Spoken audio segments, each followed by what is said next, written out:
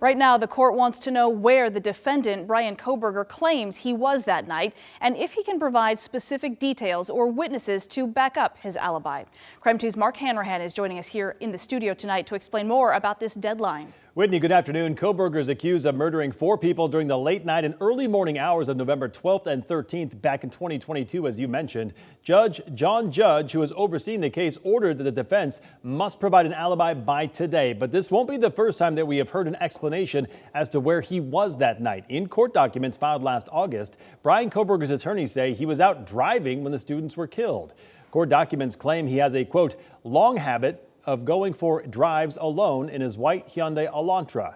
In those documents, the defense claimed that they didn't have any witnesses to say exactly where Korberger was at the time, but they would have witnesses during the trial who will support the alibi, and that evidence that Korberger was not at the scene of the crime will come from the cross-examination of the state's witnesses. But months later in February, the judge ruled if Korberger intends to use his alibi in his defense, it needs to state the specific place or places at which the defendant claims to have been at the time of the murders. The defense also needs to have the names and addresses of the witnesses upon whom he intends to rely to establish his alibi.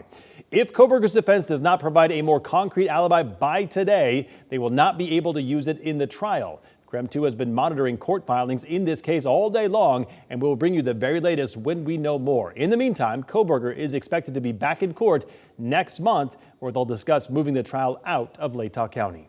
In the studio, I'm Mark Hanrahan, KREM 2 News.